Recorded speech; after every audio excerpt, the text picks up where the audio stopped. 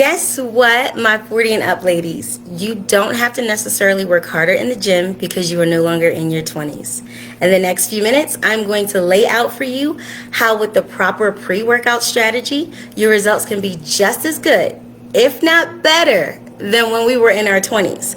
My name is Phyllis Thompson. I help busy moms 40 and up lose weight, defy aging, balance their home, and balance their hormones through fitness and nutrition, and unleash our inner beast in the process. And every episode, you're going to walk away with something you can implement immediately to help you simplify your health and fitness journey, so you stick with it. In the next few minutes, I'm going to show you how, with the proper pre-workout strategy, your results can be just as good, if not better, than when we were in our 20s. So now, before we get to the specifics about your workouts, it is critically important that you have a why, or a reason for working out in the first place. Just, I want to lose weight is not going to be big enough on those tough days. This reason can begin with a little voice inside that whispers or maybe yells. My voice is loud. She yells at me about a challenge that she wants to take on, like running a 5K or doing a triathlon.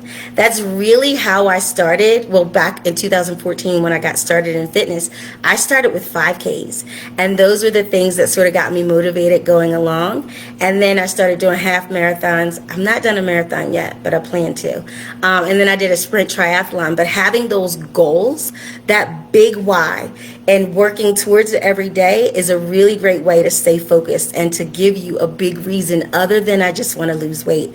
Because on those tough days, like a Friday night, when in your head, or at least for me, when I was still in the beginning of my journey, Friday nights meant party time, right? It's weekend. I'm going to eat whatever I want. I'm going to drink. I'm going to have fun. I'm going to drink and be merry, and then ruin all my hard work from the week before. So every Monday, and I was on a perpetual cycle, every Monday I was losing that same 5 pounds because over the weekend, starting Friday night, we would eat takeout, we would go out drinking, we would have friends over, and if it was football season, all that ish went out the window, and I would gain right back that same 5 pounds over the weekend and start right back from scratch on Monday morning. So having something like a big goal like a triathlon or a 5K or some other race, especially if you pay for it. Once you pay for it, it's a done deal. So I used to do that. I would just pay for the race, and then I would put it on the refrigerator as the goal, and I would just start working towards that. And that really helped me stay focused in the beginning. But anyway, that's off topic. That's why I have notes, because I get off topic. A challenge that gets you excited about what's ahead. That's why I liked races, because it kept me excited. Or it could be quieter, like a desire to just simply have more energy during the day, sleep better at night, or just feel better in your own skin, you know? Just not feel blah all the time. Like I used to feel so like blah. Like life wasn't exciting. I was going through the motion. I was overweight. I was unhappy. I was just blah. That's how I felt. So that could be a big why for you too. You just want to feel better, right? So step one, many people set new fitness goals because they want to lose weight or improve their health, build some muscle, or get better at sports. And those can be great goals as long as they truly motivate you and have a meaning. But sometimes those goals can actually leave you feeling discouraged. You can't hear me. Uh-oh. Let's check my mic.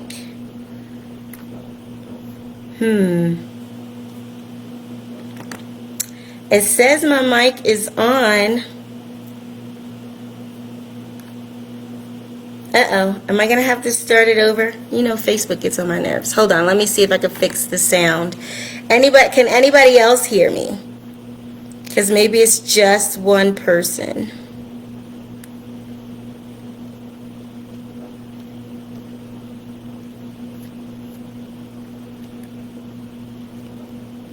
I can't tell. Can anybody else hear me?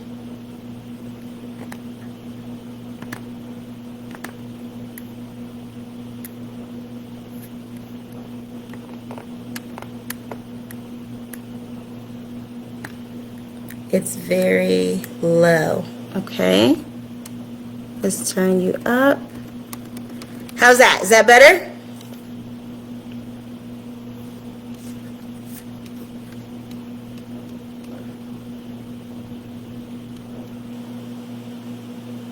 Okay, Michelle says she hears me fine. Okay. So I'm going to try to pick up where I left off.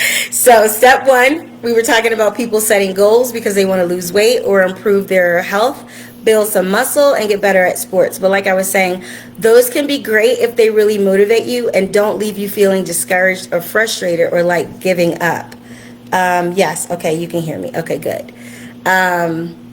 So instead, choose actions you have direct control over, right? So you have control over how many workouts you do a week. You have control over how many servings of vegetables or fruit you eat in a day. You even have control over how much water you drink.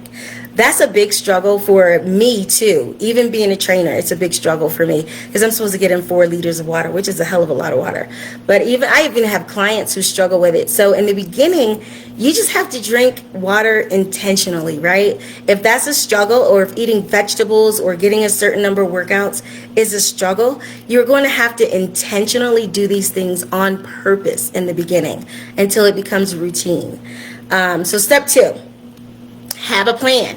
Hitting the gym or your home gym, doing a bunch of random exercises you found on YouTube or Instagram that you have no idea if they're right for you a few days a week will not help you reach your goals. They're a great way to get started and to get you used to working out, but they need to be goal specific and they need to be right for your body, and they need to complement the nutrition that you're getting in. It all boils down to nutrition. That's my nutritionist coming out. It all boils down to nutrition, but I'm going to get off that high horse for a moment. But you have to have a plan that maps out a direct path to from where you are now to where you want to be, and the fastest, most reliable route, right? Especially if it's a plan that takes into account your schedule, your resources, your unique needs, your likes and your dislikes. So working with a plan can also empower you in a surprising way. Knowing that you don't have to make yet another decision throughout the day, right? Don't you get sick of, you worked a long day, you've taken care of the kids, the husband, all the things. And when you get home, now you have to freaking decide what's for dinner. If you have a plan that lays out every single thing for you, it can be a sense of relief, and it can give you a sense of peace because it's one more decision you don't have to make. You just follow the plan, right? Step 3, set your foundation. This step is all about your daily habits and lifestyle. So most people think of weight loss as the big picture, right? What we're eating, what we're drinking, working out, getting proper rest, all the things. But when you break it down to the very bare minimum, the basics, the components, those are the habits that get you there. It's all about habits. Having those habits in place is what gets you there. It's not the big picture. It's the daily things that you do day in and day out. So you have to ask yourself, are those daily habits helping your body function optimally, or do they make its job more challenging? Eating those processed foods, does it make your system slow down? Have you ever eaten something and you really, really wanted it? Let's say, I'm trying to think, what did I want recently? So there's an In-N-Out burger here, and I wanted a double-double. And I was like, man, that would be so good. So I ate it. You know what happened? I felt so sluggish and nauseous and tired after I ate that thing. And I was like, that just slowed down my whole system. It is not helping my body function optimally at all. So that's what I mean about those habits. Like your daily habits. Are they helping you feel light and energetic and quick on your feet and like you can do everything you have to do in the day? If they're not, you need to take a look at that. This matters because what you do before your workout, the week before, the day before, the hours before, has a tremendous impact on how you feel during your workout, your performance, and even your risk of injury. The better you take care of your body, the better your workout will be. The easier your workout will feel, the faster you'll recover. Us ladies over 40, it's about recovering faster, right? So we have to be mindful of all the components leading up to the workout, during and after, so that we recover faster and reduce risk of injury. And even more importantly, the better your results will get. So here's some basics for you. 7 to 8 hours of sleep every night, okay? I know people are like, well, I got to do this, I got to do that. I'm up doing this, watching this show. You are really doing your body a disservice because, first of all, the fat burning cycle of your sleep is in the REM cycle. That's your deep sleep. So you need to be getting proper rest. Your body cannot process fat properly if you're not getting proper rest. Drink at least half your body weight in ounces of water. This is so imperative, and that's just the bare minimum. You need to be getting more if you're active. Having a balanced whole foods-based diet that meets your body's nutritional needs. Step 4, master your mindset. Many people tell me they believe they lack the discipline to work out. That's not true. We all have it in us.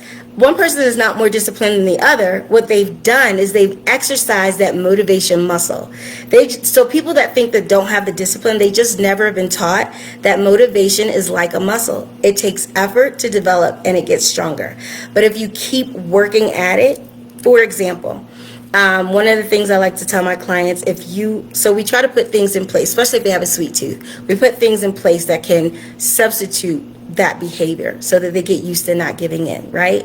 And once you get to a place where you're getting used to not giving in to those triggers, those cravings, those temptations, those nightly habits, you realize, holy crap, I can actually do this. And that's the biggest piece, right? When you realize I can resist those temptations, and then that gets stronger.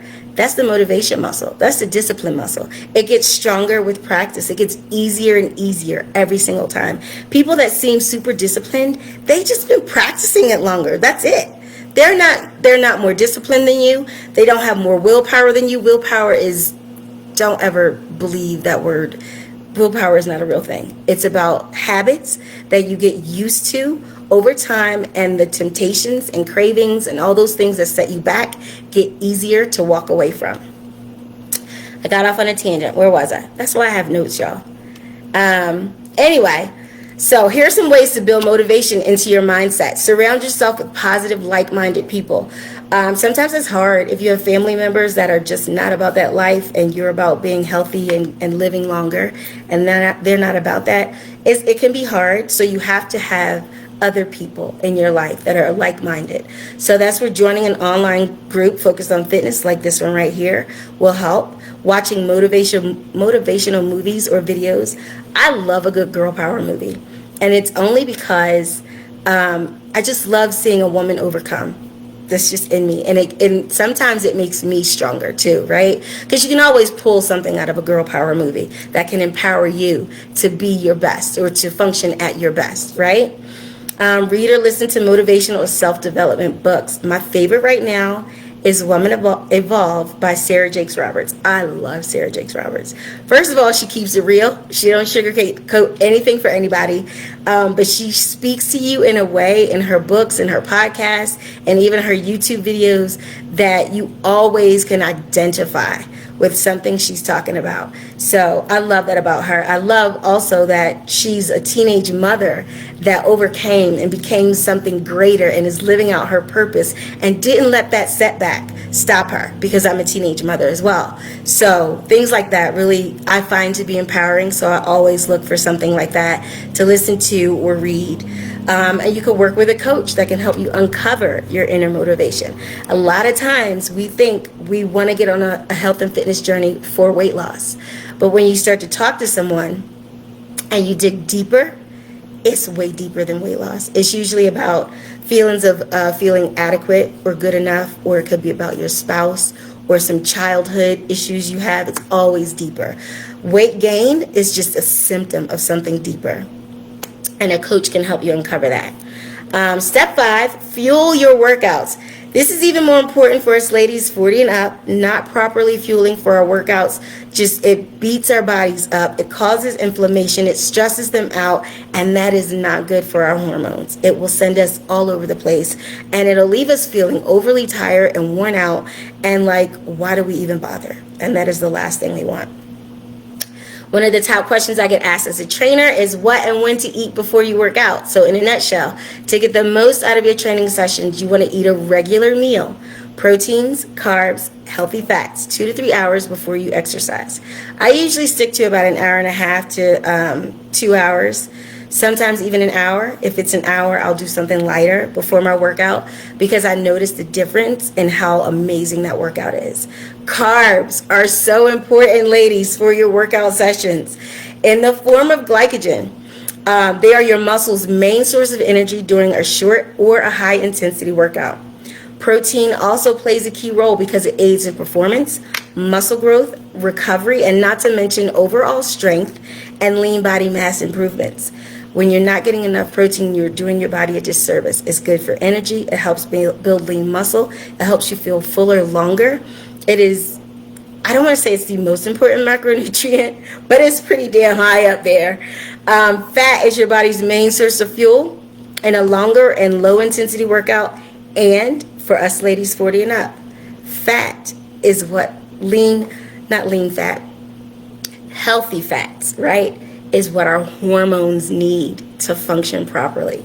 And if you need an extra push, studies show that caffeine, whether through a cup of coffee or tea, can boost your performance if you drink it at least 90 minutes before you work out. But you can still get some really good benefits if you drink it 15 minutes before.